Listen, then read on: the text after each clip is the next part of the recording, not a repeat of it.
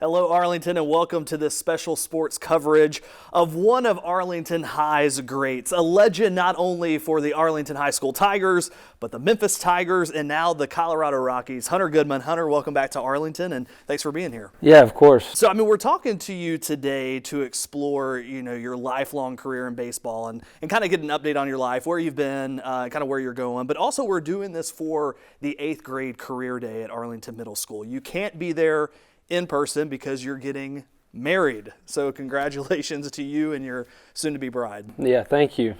Wish I could be there, but yeah, we'll be on our honeymoon next week, so won't be able to make it. I don't blame you. That should be a lot of fun. So, for those of you who don't know Hunter, he has been called actually by the sports blog nation, SB Nation, as a meteoric rise through the Colorado Rockies baseball. Hunter has lived and breathed the sport pretty much his entire life. He grew up in Arlington, Tennessee, attending the schools here, played baseball for Arlington High School before going to the University of Memphis, where he was then drafted in the 4th round of the Major League Baseball draft by the Colorado Rockies. He then worked his tail off in the farm system, playing with the Low A Fresno Grizzlies, Double A Hartford Yard Goats, Triple A Albuquerque Isotopes, and then this past August, he was called up to the major leagues, playing for the Colorado Rockies. So, Hunter, that was a quick bio. I know we'll kind of dive into all of that. But first, kind of take me back to your time here in Arlington, growing up. When did you start playing?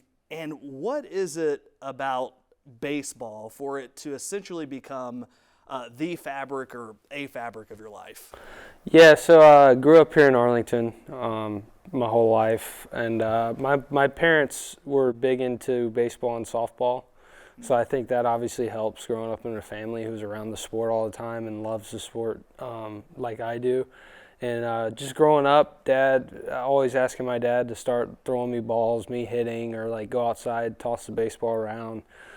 Stuff like that, I think obviously helped me fall in love with the game. And then I started really getting into it when I was like 4 or 5, started actually playing baseball. And then by the time I was like 6, I was playing on a competitive team, ready to roll, trying to just get better at the game.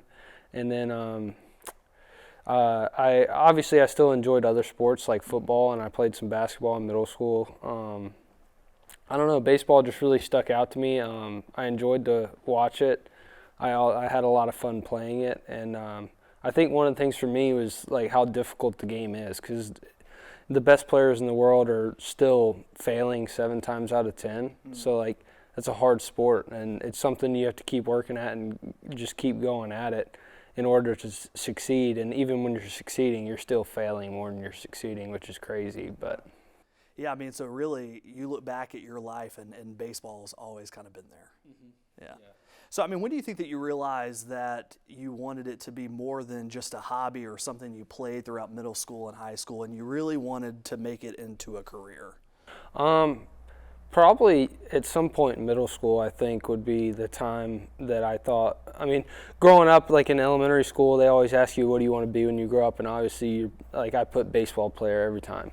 But I think it really became real when I was in middle school, and I started doing more traveling, playing baseball, and going to more tournaments, not so much just around Memphis area, like going to different places.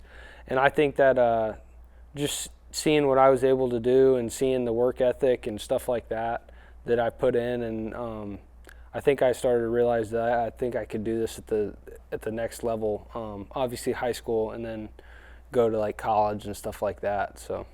That's the thing about baseball, right? And even other sports like soccer, you're part of these club teams and you travel all the time. So it really does become, part of your life. And so I'm sure you saw a lot of different places, exposed to a lot of different players and coaches. And so that, kind of kept you in the game?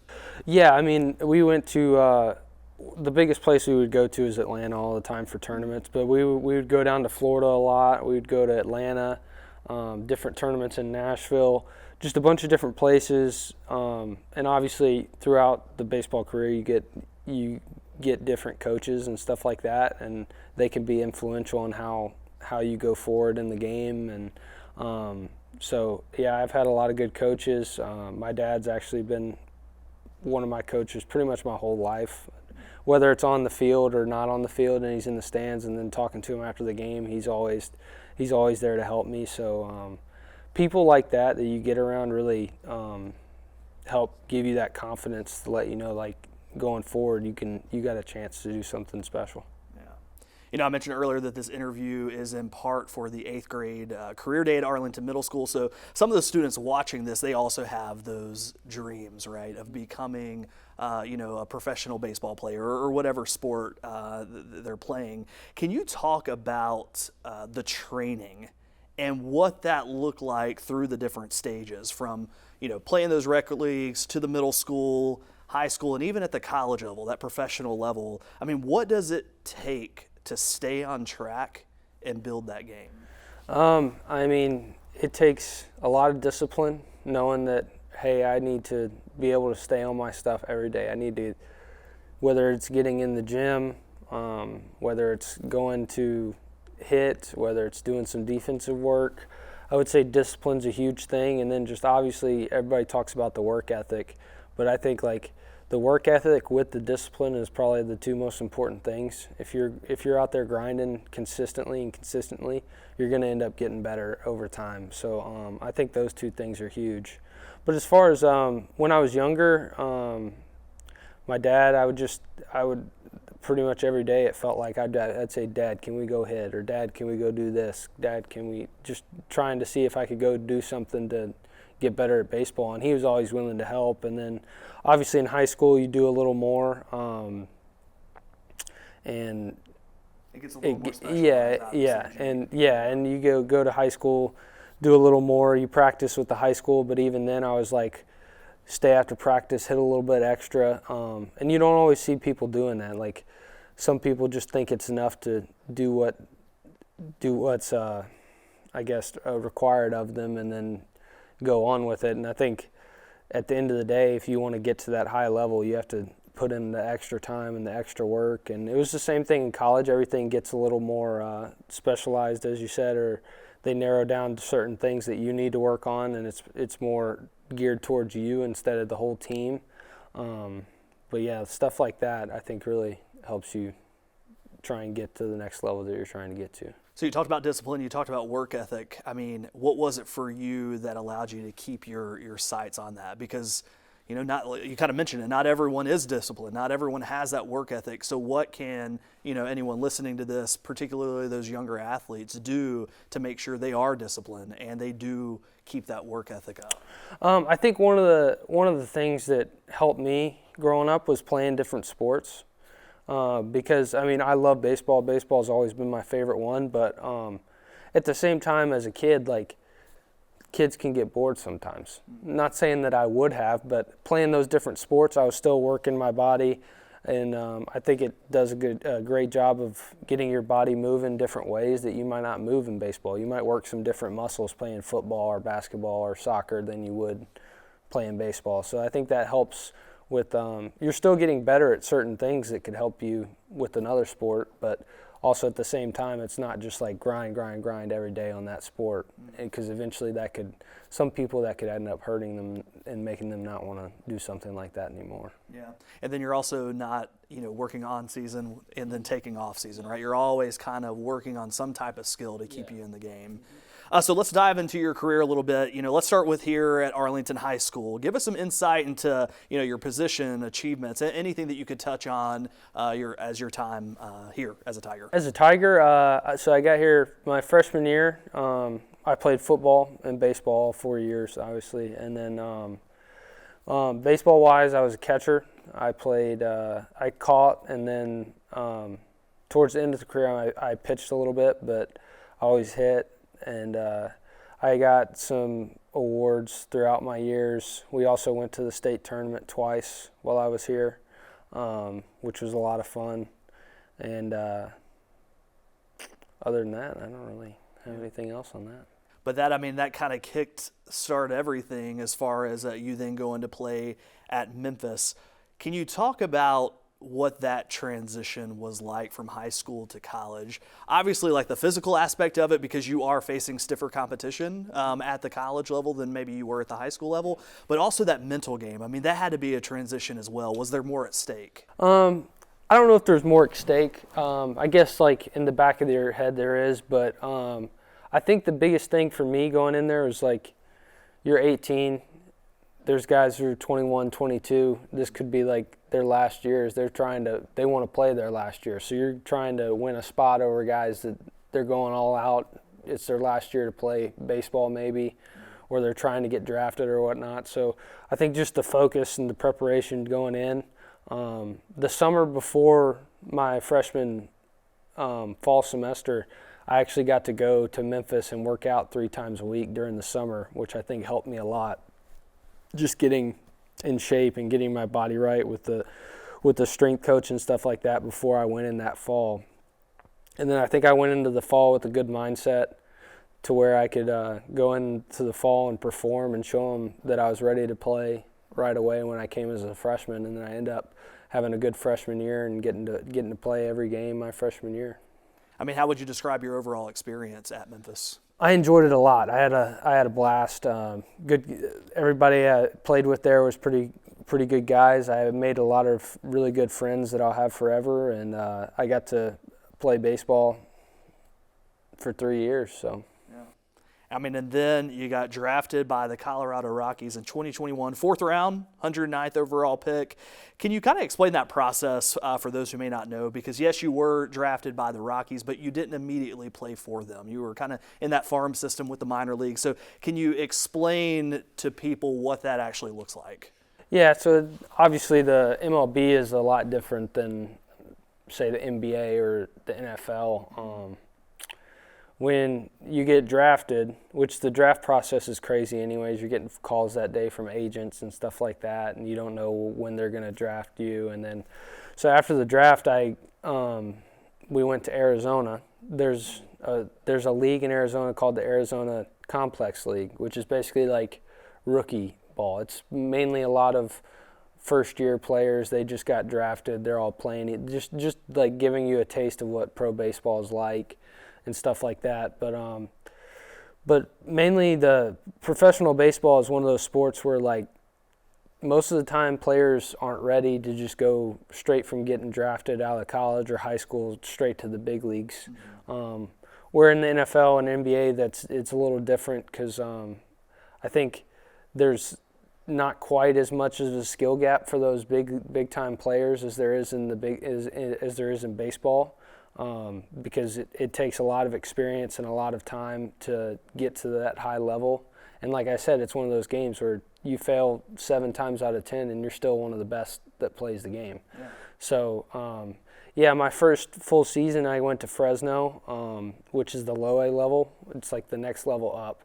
And basically what you're trying to do at these levels is prove that you can play at that level, and then you're hoping that they see that and you can move up to the next level and hopefully eventually get to the big leagues. So I played well enough there to get to go to the high A Spokane Indians that year, and then I played really well in Spokane as well, which gave me the opportunity to finish the year in Double A, which is where I started this past year. And I had a little bit of a rocky start in Double A this past year, but then picked it up towards the end of July, and then was able to get to AAA and played really well there. So they gave me the chance to go to the big leagues for the first time. Yeah, I mean, being drafted, it's a glorious thing, right? But then it's followed up by some grind. I mean, it's demanding work. So I mean, what was it like, kind of working through the league and just trying to find your footing on each team? I mean, you're moving around. I mean, what was that experience like? Yeah, I mean, it's pretty crazy because, like, for instance, you'll live in one city in the minor leagues for like 3 or 4 months, and you get called up and you got to move everything to a different city. And luckily, I have great parents and a great fiance who helped me with all the moving, all the different times I've moved, whether it was driving my truck somewhere or packing up the house and just going. So that's been great, but. I mean, it's got to be exciting every time, but it's like, okay, here we go again. It's crazy. So, like, one of the times I moved, we played a game on a Sunday at, like, I want to say, like, 5:30 game time. And we get done with the game around 8:30. And the manager walks into the locker room, and he's like, hey, Hunter Goodman's getting moved up to AA, and it's like 8:30 at night. I have to pack up all my stuff at the field, get it in my truck, pack up all the stuff at my apartment, get it in the truck, and then my parents had to drive me to the airport at like 6 a.m. the next morning to fly out to wherever I was going. So it's a crazy experience because it's like immediately you're excited about it, and then all of a sudden you're like, okay, now I gotta, like, you're kind of freaking out because you got to get everything packed and ready to go. Yeah. And so you were finally called up to the play for the Rockies earlier this year, right around August, so 2023. So in those couple of years you had played for those different teams, and then you were called up to play for the actual Colorado Rockies. So, I mean, what was that discussion like, and who did you call first? When you got that call that you were moving up, who'd you call? So it was crazy. We were playing in Oklahoma City. So Oklahoma City is the closest city I've played to Memphis in my professional career. So actually my parents, my fiance, my grandparents, and my aunt and my cousin were all with me. We were eating lunch at around like 11:30, and we were eating lunch for probably about an hour. It was probably 12:30 or so. And I get a call from a number I didn't even know. I didn't have it on my phone. I'd only been in AAA for like 2.5 weeks, so I didn't have the number saved in my phone, never had a call from this person before. And he called me once, didn't answer. I was eating with my family. I didn't want to be rude to them or whatnot. So he called me again, so I was like, okay, I'm just going to go outside, answer this, see what happens. And it was my manager in AAA, and he was telling me I was going to the big leagues. So I was outside. I talked to him, and he told me that. So I walked back inside, and I was like smiling ear to ear. So they pretty much knew what was going on, and they were all there to celebrate, and it was crazy. And he, like, when he called me and told me, he was like, all right, your flight leaves at 4. You got to get all packed up and ready to go. And I was like, okay, it was already 1:30. So I gave everybody hugs and stuff. And then I went straight to the field, had to pack up all my baseball stuff, and then went straight back to the hotel, got all my luggage together, and then got in the car and went straight to the airport. So. Wow, and you were saying that just 2.5 weeks earlier you had moved in that AAA, and then 2.5 weeks later, boom, you're moving on. Yeah. That's wild. That's wild. So we did have some of our 8th graders submit questions to you.